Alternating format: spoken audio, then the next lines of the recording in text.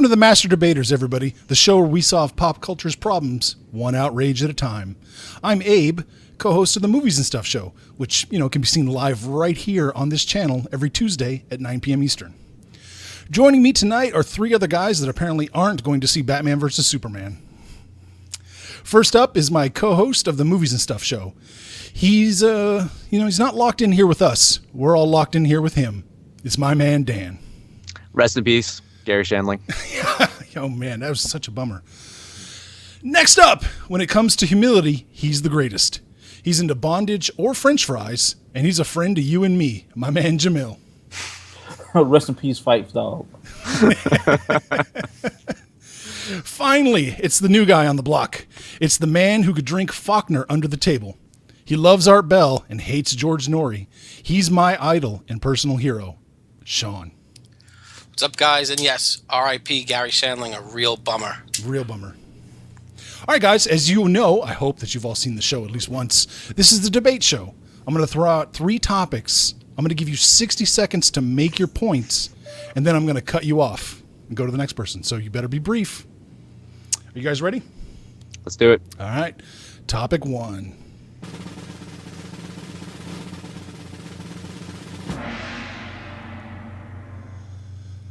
According to Business Insider, Facebook showed different trailers for different races for Straight Outta Compton. Facebook even went so far as to say the film's success is a victory for race-specific marketing. So my question to you guys is, are you okay with Facebook creating different trailers for white and black people respectively? And Dan, I'm going to start with you. I'm okay with it because it's just stupid. I mean, honestly, the white people that they were targeting are not the white people that I know.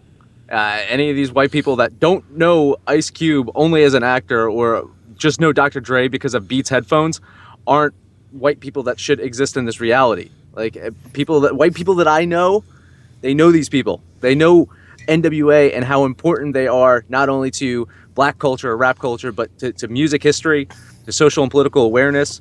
So I think it was a failure on that part because if they don't kind of separate race on Facebook anyway. They don't classify it. So they had to pick what people like to figure out if they're white or black.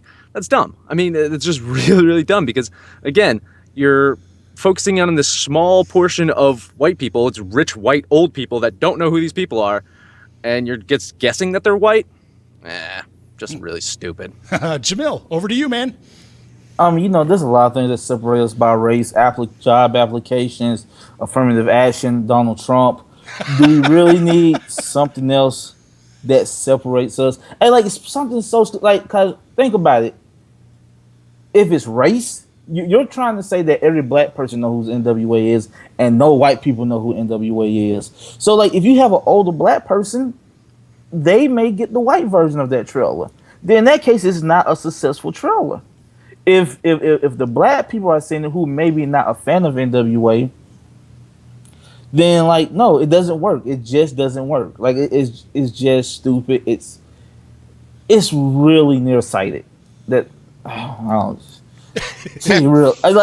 I'm just disgusted by it. So stupid.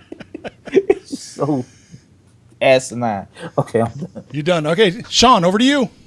Yeah, it seems to be just another example of refurbished mannequins in a boardroom that have no concept of reality. I mean, Roger Ebert, when he reviewed Romero's Dawn of the Dead, basically said, for those of you who want to see this type of movie, you know who you are. So I think everybody that's going into it has some kind of an idea. We have a thing called the fucking internet now. You could look up NWA, what it stands for, if you'd like to see it or not. And like Dan said, people my age, I listened to that album when I was in high school and stuff. White kids listened to that stuff. It was becoming huge. And like Jamil said, there are probably black people out there that can't stand hip hop or rap. So it just kind of seems to defeat the whole purpose, and it's segregation by marketing. I don't know. Seems pretty stupid to me, but what do I know? You're done. You're done. All right. You got the 60 seconds. So, Jamil, they're saying it's just old white people's fault. Are you agreeing with that? Are you on board with that? Is just all white people? No, it's not all white people. Mostly all white people. I think it's just out of touch white people in general. I think it's a bunch of rich people that aren't in the real world. Period. That's Absolutely. exactly what it Yeah. is. I I mean, like anything though, the whole concept of the races hating each other is just this kind of manipulation by rich people. Exactly. You know, honestly, it's like they want us to hate each other so they can keep taking our money. So it's the same thing. It's this should have actually not been race-based trailers, but maybe income-based trailers. So basically saying, well, if you make over X amount of money, we have to explain to you who these people are. And it's the guy that makes headphones, and it's the actor that you know from the haircutting movies. Yeah, that's exactly right. Yeah, Dre's kind of priced himself into that rich category now, hasn't he? Well, he's part of Apple now, right? So Yeah, God, that's as white as you get. that is. All right, guys, I think we handled that one. Anybody else have any last points they want to make on this race-based trailers? Are we going to see this down the road, think? The problem I have is that the fact that they call it race instead of something else, like Dan said. Why would you call it race? Why would you call it income based or different demographics? Why would you specifically call it race based? Well, also like Dan said too, it's like they want the more like disruption in the masses, the easier it is for them to fucking pillage everybody. So it's it's like let's blow up the bus over there and rob the bank. So it's pretty much that. Pretty much. Right. Yeah, Yep. I got you. All right, guys, we're going to move on to topic 2 in a moment. There we go.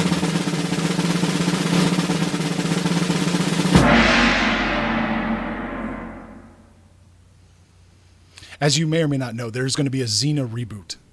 And one of the latest tidbits we've gotten about this Xena reboot is she's going to be totally out and proud.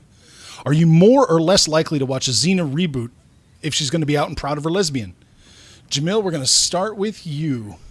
Well, I'm gonna tell you something. Xena was very integral in my development as a young male. So much lotion wasted on that fantasy. You know what? I'm fine when it's just I know, but my problem is I know Hollywood is not gonna do this right. They're either gonna they're gonna simultaneously beat our head over with her being out, while at the same time being completely disgusting and make it titillating. And that's what's going to happen. Like, there's not going to be any nuance involved. It's just going to be at least the marketing is. It's just going to be bam over the head. Like, yay, it's a lesbian. It's a lesbian show. We should all pat ourselves on the back. But then watch all these sexy scenes in the trailer of two chicks kissing. It's not going to be handled well. I got you. Sean, over to you, man. I guess it depends on what they're willing to show me, whether I'm going to see it or not. But I liked the original show. It was fun. It was wasn't Shakespeare. Yeah, I got into the chicks running around, and there was even a hint in the show. But if they want to be lesbians, it's not going to be anything for the porno sect, and it's probably just going to be like they said it. It's probably going to be some kind of hit you over the head with some moral thing, how lesbianism is right, and the villain will be some misogynist male who hates women and is just a total douche. They'll probably make him look like Trump. They'll probably have the crazy hair somehow, and but like Jamil said, it's not going to be done right, but I'm cool with it. Okay, Dan, over to you, man. Last time I checked, this was still going to be on NBC, right? It's not going to be on HBO. So who cares? I mean, I'm not going to make this a priority. I'm not going to be able to see anything wonderful.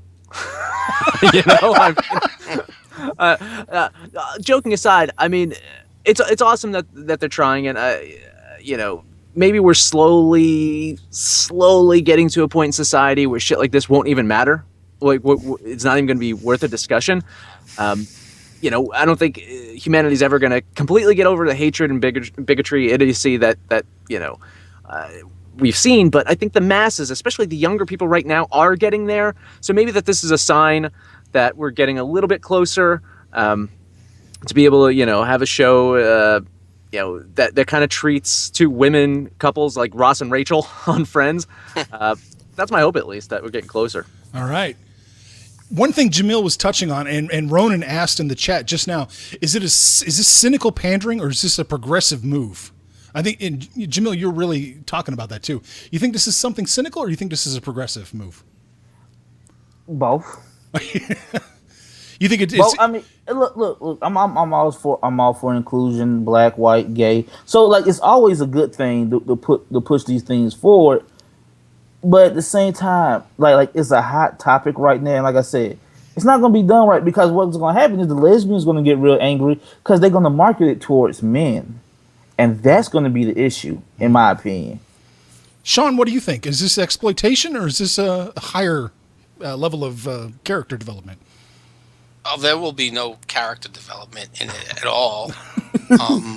You know, it is going to be exploitation, but they'll market it as two strong women characters who are lesbians, and we haven't seen that, you know, in the forefront. But, you know, I can't think of any TV writer for NBC for Xena that's going to make it anything deep or anything like deep. It's just going to be, you know, we're lesbians, we're proud, and we'll guilt you into liking it, because if you don't, then you're a freaking pig, a misogynist pig, and, you know, closed-minded.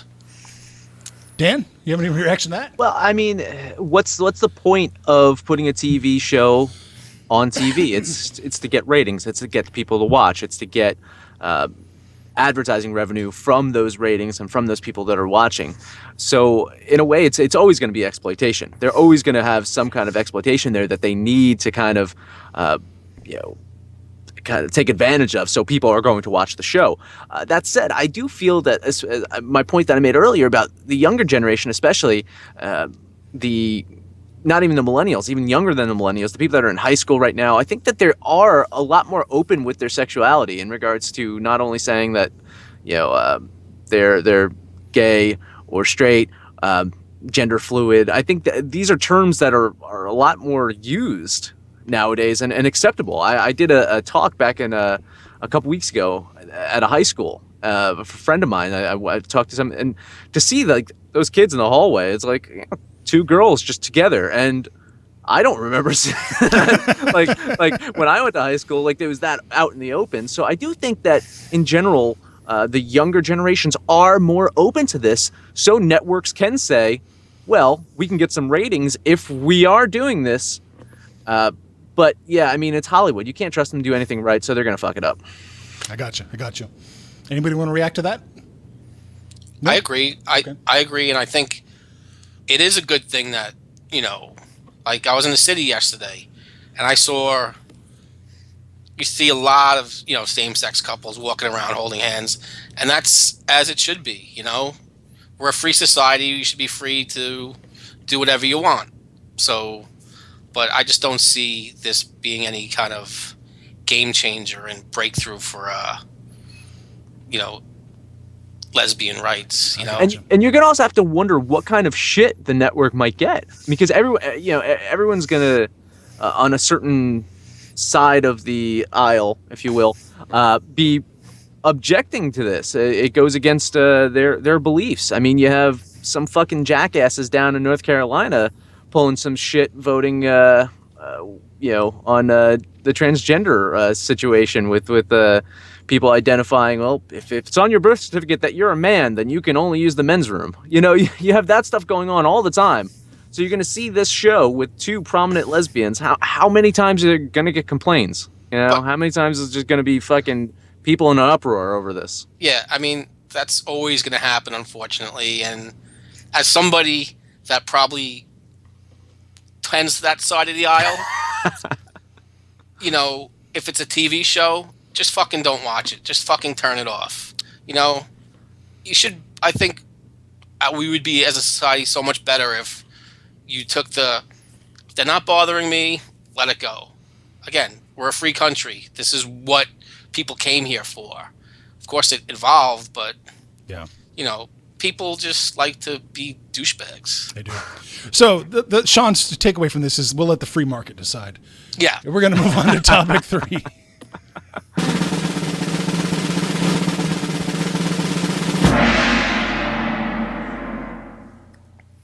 I learned two things. One, I learned how to spell keel haul, and I also learned that Martha De Laurentiis said that piracy actually killed Hannibal.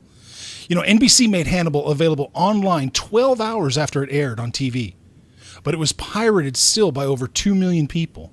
Now, the classic argument pirates make is it's not about theft, it's about primitive distribution that doesn't get them the show. So now I'm going to ask, with Netflix, Hulu, Amazon Instant, iTunes, Vudu, and nearly every TV network streaming shows on their own site, is it time that we start holding pirates accountable for actually hurting the shows and movies we like? Tarmac, or Sean, excuse me, you're going to kick it off. Every criminal has their reasons for doing things, then it's not the criminal reason. That being said, I fucking watch pirated movies if it's given to me by people at work. You can't help it. But as somebody that maybe like me would like to maybe get paid to be an author, it kind of should hit you in the way that it's taking your living. And the one thing I got from her, which she made in the article that you gave us, was she said, hey, yeah, you know what? You might not be hurting the freaking the leads who are getting $30 million to be in it, but you got 400 people at work on that show and just working stiffs that might be out of a job if they lose it to pirates. Whether they lose it to pirates or not, I'm not sure. It might be a good excuse for her. Piracy's not great, but I'm not sure that's the reason why the show, folded, because I'm sure Game of Thrones and all these other shows are. Yep, I got you. I'm cutting you off. That's 60 seconds. Dan, over to you. Yeah, I think it's a whole bunch of bullshit, and just kind of that was one of my points that I was going to make that Sean started going to. The most watched show in the world is Game of Thrones, and the most pirated show in the world is Game of Thrones. Hannibal was not an accessible show. It was not a show made for the masses in mind, and that's why it didn't get the ratings. I liked Hannibal. I really enjoyed it. But there was even times where I started watching it and it was like, it's a little bit too artsy even for me. So that's the main reason people didn't watch it. I know a good amount of people who pirate shows, and when they release the awesome limited edition, like $500 Blu-ray sets, they buy them because they love the shows and wouldn't have seen them if they didn't pirate them. So I think it's just a bunch of bullshit excuse for a show that had a niche audience, and they couldn't expand that niche audience because they had an artistic direction that they wanted to keep, and I applaud them for that, but stop fucking complaining. All right. Jamil, close us out, man. Well, I really don't agree with piracy. I always feel like you should always pay the creator, especially as people who make content. With that being said, I looked at the ratings for Hannibal each season. They went down every year. So, like as Dan was saying, that it was just not an accessible show. It's dark, gruesome at times. Really well written show, but yeah, it just wasn't a show for everybody. And people who pirate are going to pirate regardless. Just regardless. So it has nothing to do with that. Like, even if they would got those 2 million viewers back, the show would only been watched by 4 million people on NBC, like on Tuesday night. It would have got canceled anyway it went. Yeah, that's just the short end of it. Okay, I gotcha. All right, guys. So I guess the question is, are you ever going to pirate, or do you pirate now, Dan? No, and I've told you this. I personally don't. I've received pirated materials from people, like movies and things. I've had sent to me, and I've watched it. I have nothing against piracy, but same thing. I don't. I'm not going to take the risk. I don't want to get busted for that shit. I don't. I don't want to get angry letters. I don't like to rock the boat with those types of things. It's not worth it to me. But if other people do it, I don't fucking care. Honestly, at the end of the day, the people that are working on these films, the producers of these films, everyone's still going to get paid a good amount of money. Whether the show's pirated or not, people are still going to get paid a good amount of money. So to use that excuse, well, the gaffer is going to suffer here. Gaffer's not going to fucking suffer. They're still getting paid. They're still fucking getting paid for the shows. And you know what? Your show gets canceled because it fucking can't be accessible to more than like 12 people in the world. Then that gaffer's going to go to another fucking show, and he's going to get paid on that show instead. I don't know. I understand the feeling about piracy, but it's the same fucking concept with eventually how like sports leagues are going to get into trouble because they haven't truly embraced online or trying to tap younger culture with like making sure that sports are accessible regularly on phones and shit like that. Like you just have to think outside the box. And the best way to address this piracy thing is to, in a way, embrace it enough that you can then bypass it. And I think that they just keep saying piracy is wrong. Piracy is wrong. It's like maybe go a different direction. HBO, they don't care about piracy, and they've come out and said it. And you know what people do? Then they fucking go get HBO Now or HBO Go because it's like, hey, that's a cool company. Sean, what do you think about that? I think I tend to agree with Dan. I guess maybe I just do feel bad for the fucking working people because yeah, a gaffer, he's in the union, he probably will get another job, but maybe there's that little area there where they're not working. But the show probably was not going to last anyway because another thing, it's what do people like? They like brand recognition. Oh, we saw Silence of the Lambs. This was nothing like Silence of the Lambs. Half the people probably watched that and went, what the fuck is this? Especially like the older people. But piracy is always going to exist. Like I said, like Dan, I've been given movies that are out in the theater now. I'll watch it every once in a while. That's how I saw a couple of movies this year. But, I wouldn't go out and do it because I'd like to think I do respect the artist a little bit. Like, they're giving this out to the world. Maybe we should pay for it here and there. Especially when it comes to music. Like, especially, you get like these indie bands, give them the dollar on iTunes. Don't fucking... I don't even know what kind of streaming sites you can get now. It's far out of the loop, but, I don't know. It's never going anywhere, and the shit is so available so easily now. You have Amazon, you can get every fucking HBO show with Amazon Prime except for, I think, Game of Thrones. So it's, if you want to look at it like that, for the $100 it costs, you're getting HBO shows for like a fucking penny. Right. So, Jamil, what do you think?